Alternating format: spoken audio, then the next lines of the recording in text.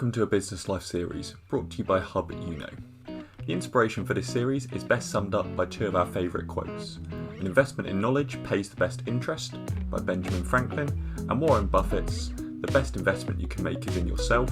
The more you learn, the more you earn. In a Business Life series, we get business leaders from all sectors and walks of life to tell their stories. The hope is that you can learn from their success and failures and apply it to your own business journey. Today I'm chatting with Neil Klerck. He's an entrepreneur who started as a UX designer, going on to build a business that he recently sold to a large US company. There is a lot that I, and I hope you watching and listening as well, can learn from his journey. Before we get started, let me just quickly tell you about what we do. Do you want to grow your small business but are put off by extortionate fees charged by marketing agencies or not sure where to start? We promise you that all the skills and techniques you need are learnable. At Yuno, we give you agency level knowledge with ongoing support for a fraction of the cost with our Hub Yuno platform. Our online courses and webinars teach you the online marketing skills you need to grow your business. The bite-sized mobile-friendly video lessons fit in with your busy work schedule. The webinars provide our community with ongoing support to make continued marginal gains, test out new ideas and stay ahead. Try it for free with 2 courses and a selection of webinars. Just click sign up for free, search Hub Yuno, or click the link in the description if you are watching on YouTube. Hi Neil, how you doing? Yeah, good. Thanks, Johnny. Yourself? Yeah, how's coronavirus treating you? Well, as you can tell from my hairstyle, I haven't been barber yet. This is about 3 to 4 months of growth here, and I'm calling this the COVID comb over. Oh, I like it. I like it. Well, you won't believe it. Like the wife actually, like my hair's got cut twice by the wife. She just gave her a pair of scissors and said, "Oh, give it a go," and she was like, "I'm sure it'll be fine." And there were a couple of little hacks the first time, but his second job is actually, I think I'm not going back to the barbers now. I'm just gonna say to Amy, can she do it each time? Well, I asked my wife several times to cut my hair, and then she came up with the most peculiar comment that stopped me in my tracks, which was, "I don't quite know when to stop." And I was like, "Well, that tells me that you shouldn't really begin if you don't know where you're going to stop." So I've gone full caveman here, and I'm looking forward to hopefully later this week heading down to the local barber, which has been absolutely packed. Yeah, I can imagine. Saturday of last week. Okay. Well, good luck with the haircut. I hope it goes all right. We are here to talk about your business life, and hopefully the people watching this and listening can learn something and enact it in their own business. So to start off with, can you just give us a quick elevator pitch of your business life and your story? Sure. So my name's Neil Klerck. I was the founder of Tifo Football. Tifo was a football media brand that was recently acquired by The Athletic. I have now stepped away both from The Athletic and from Tifo. But what Tifo did was we provided informative and illustrated football content. We concentrated on creating evergreen content that sat outside the 24/7 news cycle. And we sought to kind of bring a little bit of information to the game of football. We try to simplify the complicated, and we try to be a source of information for the fan of football as opposed to the football fan. So I mean that my story really is I started Tifo about 10 years ago. Before that, I was working as an app developer from the UX side, and it was off the back of that I started a company called You Better, which then transitioned into You Max It, and that became what is today Tifo Football. So you're working as a UX developer, and then you formed your own business from that. What stage did you think, I want to start my own business? Like, it was a complete shot in the dark, or was there people around you that, I don't know, you learned off, or did you just jump in head first? I think I always wanted to start my own business from from the earlier stages, and I was working in app development, predominantly for myself. Actually, I was a you know I was a co-founder, co-owner of the companies that I was working with. So it's always been a constant sort of theme or thread of my working career. Um, but I was creating apps from the UX perspective, and kind of my focus was looking at a problem or a solution through an app and kind of reverse engineering it in the development side. And the idea was, you've got to give to the client or to the user the best experience so that they can fulfill or find the solution to the problem that they're encountering. And it was during that I was we decided to launch what was You Better. And the idea about You Better was, I'm very passionate about sports. I'm from South Africa originally. And the idea was we wanted to take a gambling entity or a betting exchange to South Africa. And we started to create a betting exchange platform. We spoke to a certain exchange over here, which I won't mention them by name, but they were going to supply the liquidity into the market, and we were going to launch in South Africa. And just prior to our launch, this company got into a lot of trouble for, shall we say, exploiting the gray area, which we were obviously seeking to exploit, and got heavily fined. And as a result of that, the decision was taken not to proceed. And so we were left with several years of development, and we had nothing really to show for it. And the only thing we could do was we had another app that we were going to utilize as a marketing tool, or an acquisition tool to get people to play for free in order to gamble for real.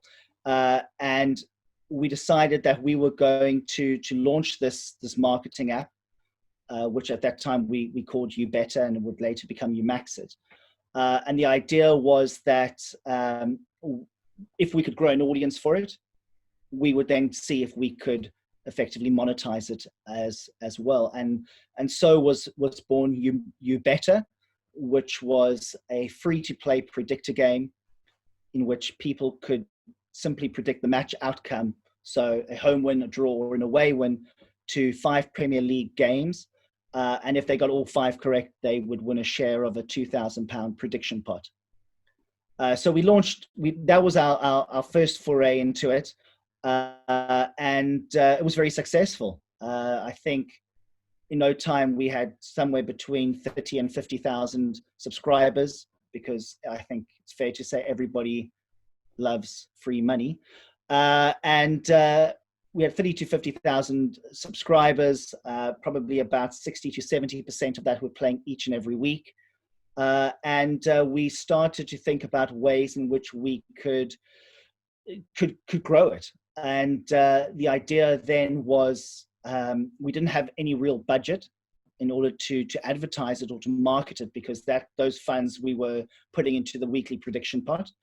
So the idea then was to create content around the game, and to produce intelligent articles that people would consume, and they would see the advertorial for the gameplay, and they'd go and play the game. And so we started to move from a blog site to a website where we were hosting the content. And by doing that, we kind of did a rebrand, and we changed our name from You Better into You Max It Football. And we started to also realize that the interest that we were getting in the content side was just as impressive, if not more so, than in the gameplay.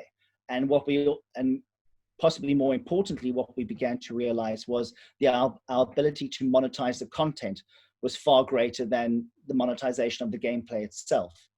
And as a result of that, we started to focus more and more on creating sort of longer form editorial content that for the most part, sat outside that 24/7 news cycle.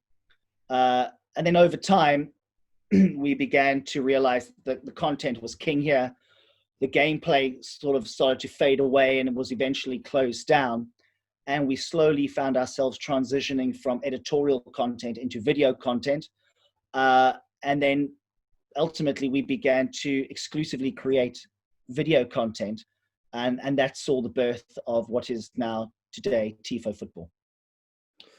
So going back to it, it sounds like a very easy journey from, okay, you couldn't do the gambling thing. So if the gambling thing was off, then you started with moving into the prediction score system, and that just very nicely merged into the content. Like, was it like that, or when were the difficult decisions about what you had to do? No, there was obviously a lot of stress, and it was obviously very difficult at times. I think the success of what is now Tifo Football is our adaptability through all of those situations. It was our ability to pivot at the correct times, and to be in a position where we were able to take learnings and to modify our approach in order to survive, really. And I think that's quite an important thing. People often ask me, like, oh, no, the idea for Tifo Football. Well, when we started, we didn't know that this is where it was going to lead. I think there were two things that were critical to our survival. The one was our ability to adapt. And more importantly, I think, funnily enough, it was because we didn't have a rigid form or idea of what we wanted to necessarily achieve and how to go about achieving it. We wanted to survive, at every stage. And we were willing to adapt and take learnings in order to ensure that we could survive. I think what happens so much with startups, especially in the kind of the tech space or the content space, is they have an idea: we're going to create this kind of content, and we are going to, in 5 years' time, be a worldwide multimedia brand, and we're going to take the world by storm. And that vision doesn't come to fruition because they reach their first hurdle and they are dead set on, this is how we are going to do it, and this is our business model.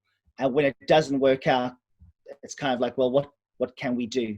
Okay, we're going to have to close up shop, or worse yet, they just continue to bash their head against a wall in order to try to make it work without really adapting in any kind of shape, manner, or form. And they end up, having to sort of the story being over before it began. So I think our ability to adapt was also a result of us having, from the very get-go, saying, well, if we've got a product or a service that people are going to want to consume or want to utilize, then we've got something.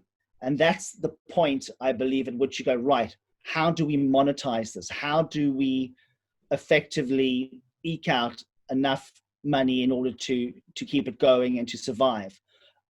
It's not so much about growth. It's just about trying to ensure that you can keep the doors open for the next 12 months and secure the positions of your employees and things like that, whilst you learn a little bit more about yourselves and your business and the marketplace itself in order to continue that next step.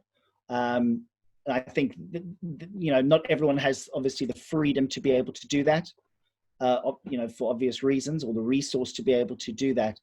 But I think, going back to the UX days, it's that attitude towards saying, right, before you can monetize something, before you can be the global leader of X, Y, and Z, you've got to make sure that you've got something that can actually work, that is actually going to meet a need or requirement of your audience. And then it's about working out, right, how do you monetize that? So did you get better at deciding when you've got to change from one way to another, or is it you got to a bit where you were like, oh, I'm about to run out of money, got to switch into something else? Like when did you think we've got to change direction slightly, or the opportunity is here? Like, I'm doing this, and this may even be, because there are probably people out there whose businesses are doing okay, they're ticking over, it might be in their own or a team of 2 or 3, and it's just going all right. And they may be trying out a few new things. Like, when do you decide to move down a different route, or when did you decide to move down a different route? Was it literally just, it's not working, run out of money, move on? Or was it you tried out 2 or 3 different things and one of them was working out better? Or what sort of decision making? Yeah, I think it's definitely, you're constantly testing the marketplace. You're constantly trying new things. You're constantly learning new things because new people move into the marketplace. Some people fall away, and you kind of studying, why do they fall away? Why have they come in? How are they doing things so well?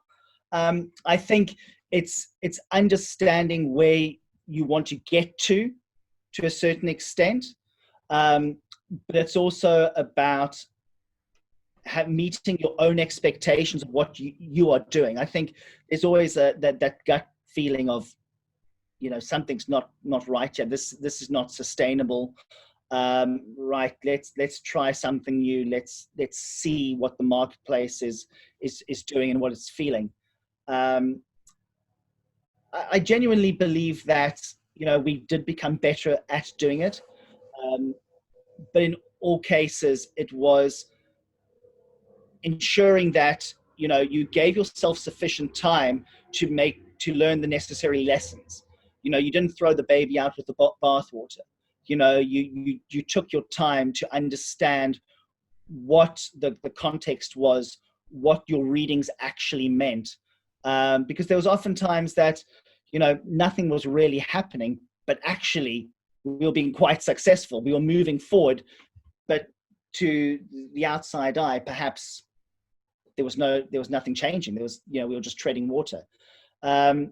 So I think we did get better at learning and knowing where it was. I think, waiting until the money runs out, so to speak, I think that's always going to be a very dangerous situation. But I think that there was a natural gut reaction to what we were doing at all stages that kind of told us, like, okay, the lessons we learned were positive lessons in the sense of, we could see, right, well, when we talk to people about monetizing the gameplay versus the content is being monetized. We can see through our stats and information that the content is being consumed more and more and more and is growing, whereas the gameplay is perhaps it's the same people playing over and over again. It's those kinds of lessons that you learn along the way, and that tells you, right, well, maybe the gameplay, we don't need to focus so much resource on that anymore. Let's focus on the content. I think at the same time with the content, there was obviously the natural transition from people reading editorial to consuming content on YouTube, and that certainly always felt that this is going to be the route forward. This is the path that we are going to have to take. But how do we take that path and ensure that we can survive? And and little things as well. For example, we always were interested in creating evergreen content. That was always our strategy.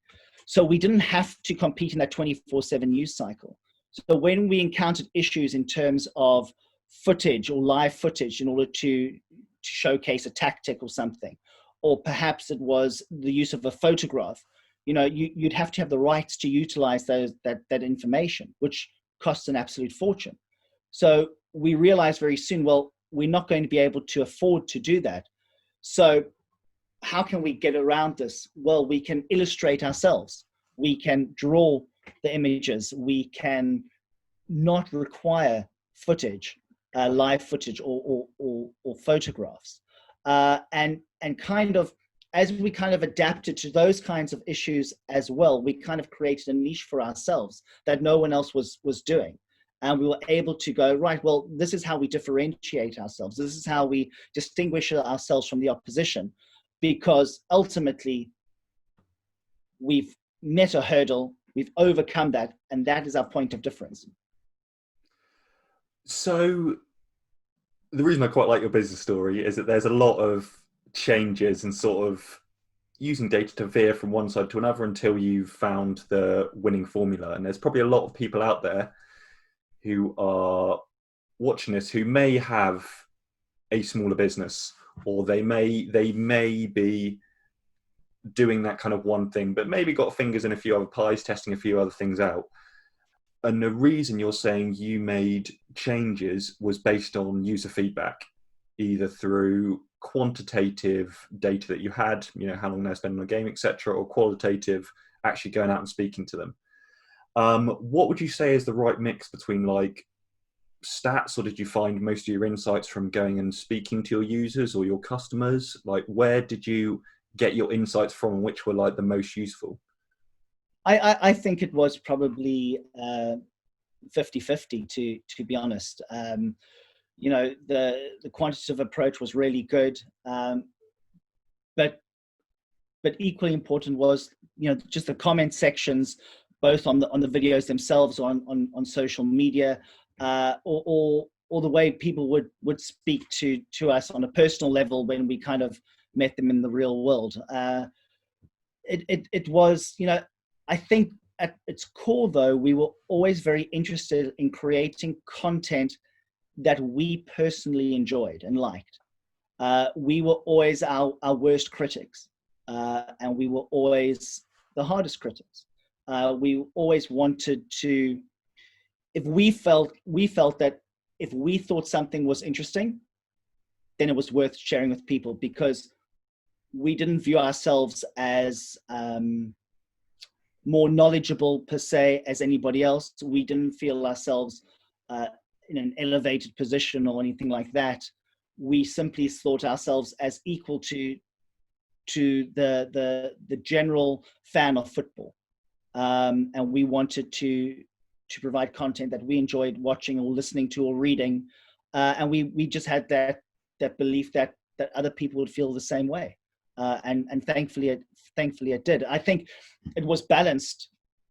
It's great to say, oh yeah, I'm great at choosing what subject matters to discuss and what to present, and it's great that my wife and my mother like it, but it also has to be something more quantitative to it as well, and looking at data and looking at how people were consuming the content, for how long they were consuming the content, how they were consuming the content. We were able to justify what we were doing and learn a hell of a lot.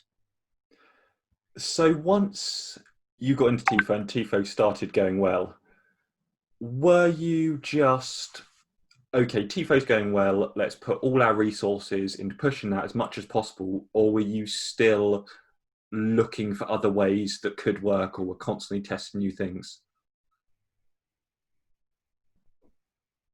I think what we found with TIFO was a formula that worked very well for football, and what we were quite keen was trying to see if we could take an almost cookie cutter approach and apply that to other sporting verticals, or business verticals, or anything else. And we temporarily launched TIFO basketball.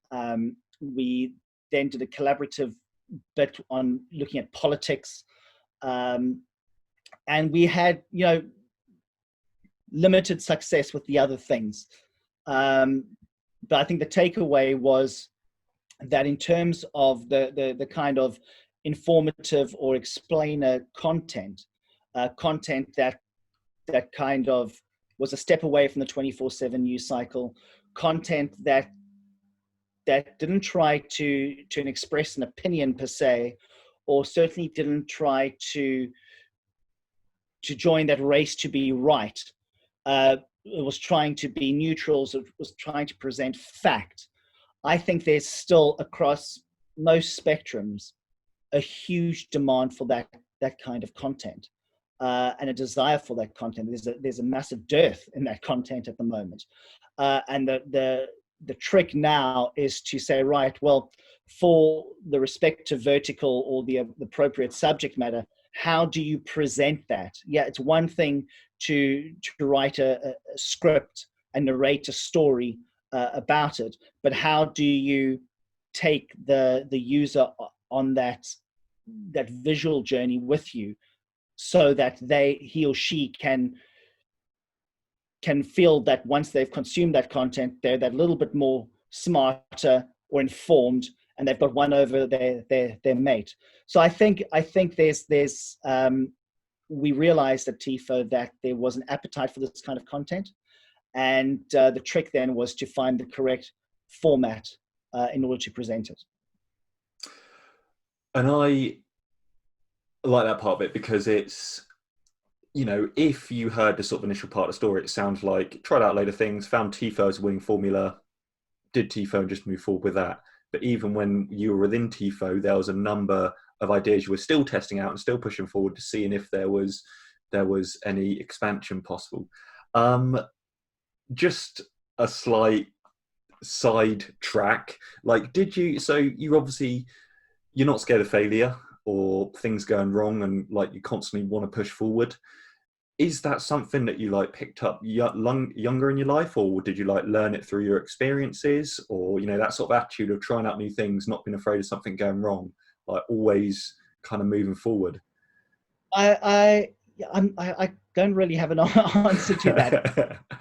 The best piece of advice I think I've ever been given was, I was told, and I was relatively young, was don't try to please everyone. In fact, when some people hate it and other people love it, you're doing something right. Because if you're going to try and bring out a product or a service that is going to please everyone, either it's going to be something that's so compromised and watered down that it's going to be wishy-washy anyway, but most likely you're never going to meet that level. You know, you're never going to please people. So the only person you really need to please is yourself, and you've got to be honest and truthful with yourself. Hopefully, you're not a horrible person, and you're not a terrible bigot or something like that, and you're just a complete, you know, horrible person. I want to please myself, and that's all I care about, and you're a terrible person. But I think if you're a generally nice person and you have good thoughts and deeds and ideas, you know, you should try to hit those.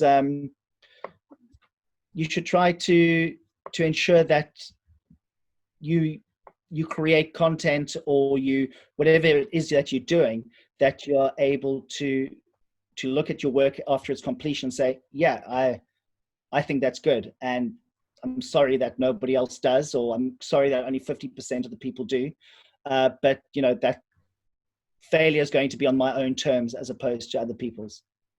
No, it's a really, really interesting story and the life journey you kind of gone through. So obviously people are watching this and hopefully kind of getting inspired by what they're seeing. What would you say is, maybe, you know, kind of cheesy, but if you had to give out 3 bits of advice from kind of what you learned that maybe people get into their kind of business practices or their way of thinking, what would those 2 or 3 pieces of advice be? I think you know, looking at the evolution of TIFO, I would say the first thing is to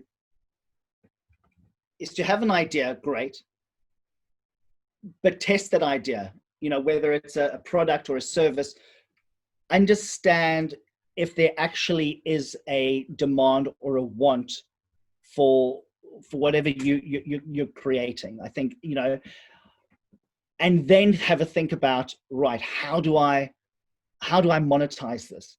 How do I make this work? Because I think if you know, it's like you're putting the cart before the horse to a certain extent. You know, everyone sits down, they create these very intricate business plans that show that, you know, year 1 they're going to make X amount of loss, year 2 they're going to break even, and by year 5 they're going to be multi-billionaires. And I don't think I've ever seen a business plan that doesn't show that. You might get the conservative one, but it's always very positive.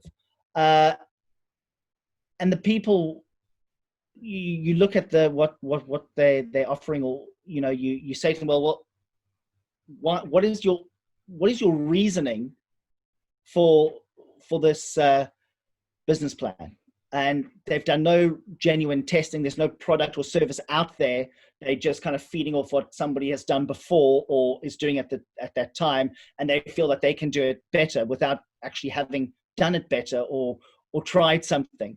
So I always like an idea of putting something out there first before you define how you're going to monetize it and how it's going to work. Because I think what that allows you to do, as with TIFO, was to be far more adaptable and to be far more versatile. You're not tied either emotionally or through resource to a certain way of thinking. You can be more adaptable, and you can be freer to transition or to make changes or to pivot. And you don't have the emotional baggage of saying, well, God, I'm a failure now because this is how I was going to do it, and now I'm doing this. So I think try something out first, see if you've got a product that will help you being far more adaptable. And I think the overriding or the overarching thing on all of that is,